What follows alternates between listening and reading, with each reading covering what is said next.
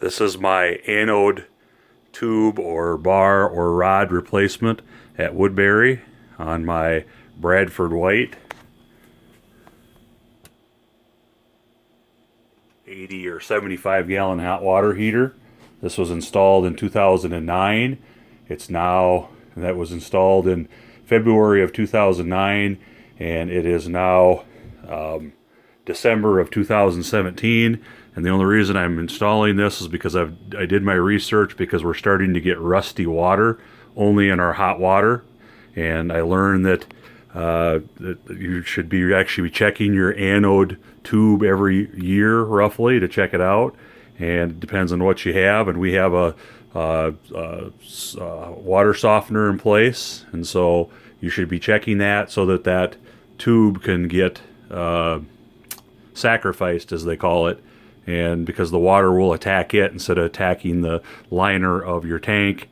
And so right now we've got a fair amount of rust in the tank that we're trying to get rid of. And so we're going to see if this resolves this. I've never taken one of these out before. So what I've done is I've actually turned on or turned off the water into the tank.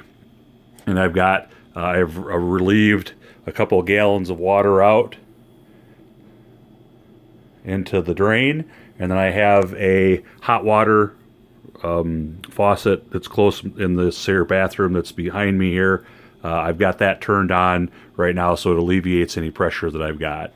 And so on my particular unit, then this in here, it actually had a little gasket or a little rubber or some kind of plug here, just a little caulk plug that I had to pull out. They were lucky enough that they identified it with the word anode on there and never really knew what that meant. So I actually went in and dug out the insulation in there enough. In my reviews, a lot of people were talking about you'll never get it broken with a breaker bar, and you're going to need something to pry the thing open with.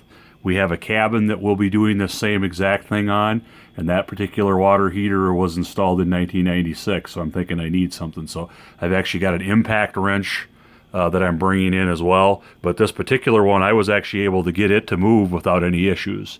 But I'm curious about with my impact wrench what I'll need. So I've got that going on right now, and I'm going to pull the thing out. I went to our home supply store, Menards, and they have a flexible unit. So they have actually a flexible replacement. You can buy the standard lengths, and apparently these are fairly the tops are 1, the head is 1 1/16, which is a standard apparently, and then you can just cut these to length if you need them, and if you get another bar you can cut them to length as well. So, and then there's also a couple of different kinds of these. There's magnesium ones, and there are aluminum ones, and then there's some hybrids. From what I read is that the aluminum ones are more they last longer in soft water. So if you got a water softener, which we do, you'd be better to get an aluminum one versus a magnesium or zinc one. And so that's kind of, it sounds like it was just a choice. The aluminum ones seem to go faster in hard water versus soft water. So that's at least what I read. So we've got that, and then you can just cut it to length. Sounds like the length really isn't a huge deal. You just don't want to cut off any more than you need to, because you lose the value of what this thing does for you. So the less of it in there, the less value you got. So we've done that. Now I'm actually going to pull this thing out and see what it looks like after 9 years. Now the reason that I did these, just so you know, I didn't say that earlier, is that the reason that these are out here and it's a unit that looks like this versus just a straight bar is because if you've got a situation where you can't get a bar in, a replacement bar, because the bars can be anywhere between 36 inches and 54 inches from what I looked at, you wouldn't be able to get a new bar in and make the bend. So what they've got, they came up with these here segmented pieces, and some of them are screwed together. This one here is on a rod or on a cable that it's done, and so that way you can get them, and you can get them dropped down in there without having any issues. So that's why that's there.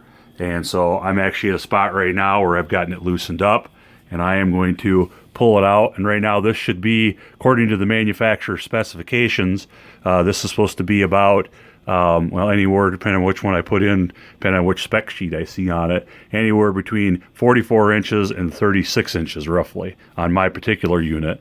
And I can tell you right now from just feeling on it, I don't have any left at all. So no wonder I have rust in my unit. So right now I've got nothing.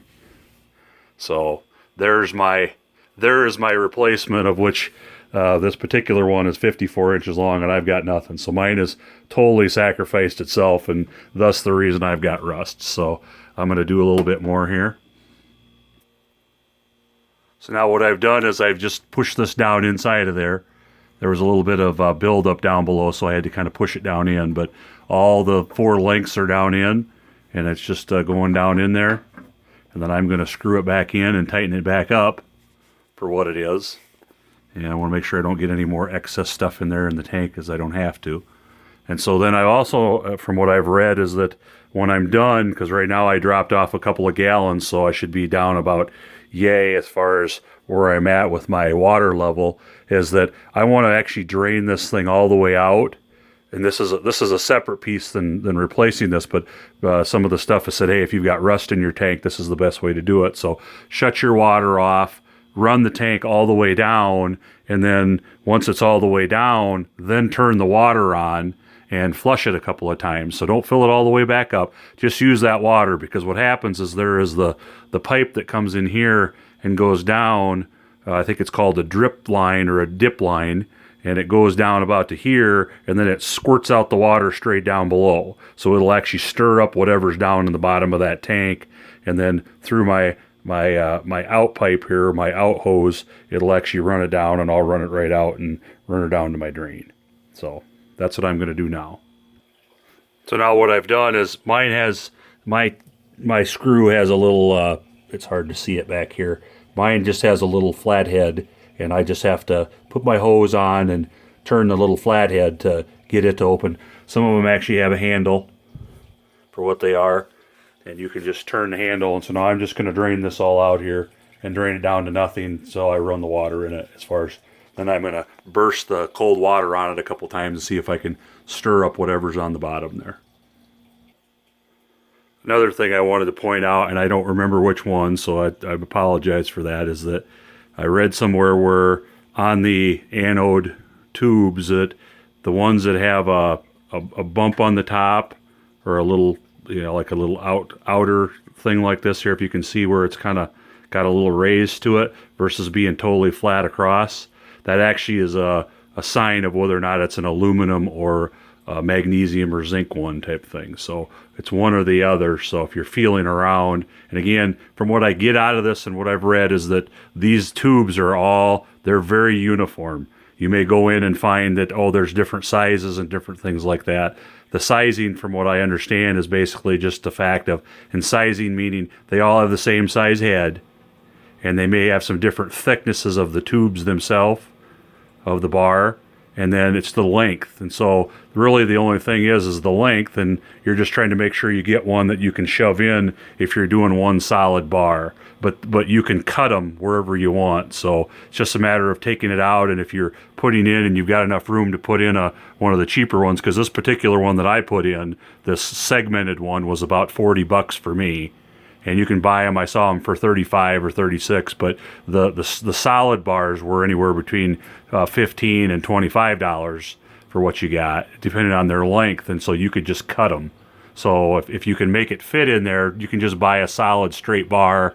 And then if you can make the bend and get it to get down into the hole, I only have about 2 feet of clearance, so I couldn't get one of the 36 or 44 inch bars to go. So that's why I had to do this. So. But you can actually just cut them. So the bars are really uniform. So it isn't where you've got to worry about your part numbers and model numbers to get them in there. They all have a 1 1/16 head. It's whether or not it's a magnesium or an aluminum, and either one will work. It's just that one works a little better in a soft water versus hard water situation. And then it's just the length of making sure that you can get it inside of the tank. And if it's too long, just bring it out and cut some of it off with a hacksaw. and then just shove it back in there, because all this is, the pipe in and of itself isn't anything fabulous. It's just something in there that the water can corrode